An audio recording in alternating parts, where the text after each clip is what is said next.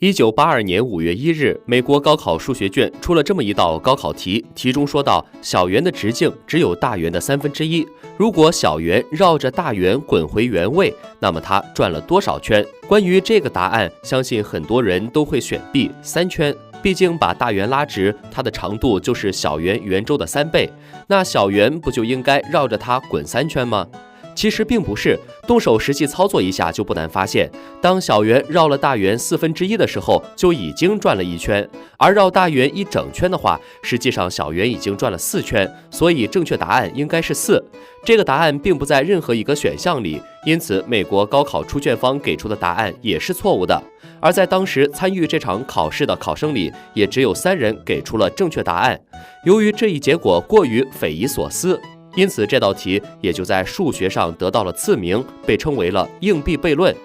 這道題有一個十分套路的解法，答案就是公轉的圓的圓心畫出的圓的半徑與這個圓的半徑之比。以這道高考題為例，公轉的圓心軌跡半徑是小圓的4倍，所以是轉4周。同理，如果兩個圓直徑一樣，那麼公轉的圓心繞過的圓形軌跡半徑將是下方圓形軌跡的2倍，所以是轉2圈。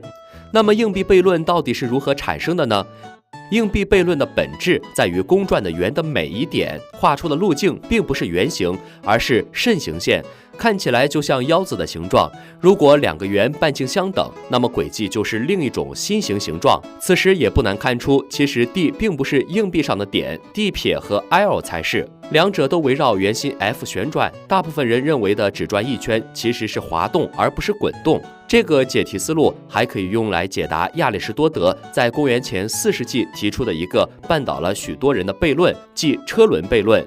將2個同心圓視為一個車輪，大圓表示車輪，小圓表示車軸，半徑分別用大寫 r 和小寫 r 來表示。假設車輪在水平線上滾動1圈的話，2個圓的底部都會平移相同的距離，也就是大圓的周長2派大 r。但小圓的半徑 r 明明比大輪子小，為什麼行走的距離也是2派大 r 呢？事實上和直覺不一樣，大圓上的每一個點行走的路徑並不是2派大 r， 而是大於2派大 r。畫出來的線條其實是擺線，同理，小圓上的每一個點畫出來的軌跡也不是直線，也是擺線，只不過小圓的擺線長度要比大圓的擺線短。因為圓滾1周，摆線長度是直徑的8倍，而之所以會出現行走距離相同的情況，而是由於小圓像是打滑了一樣，在做滾動和滑動的疊加運動。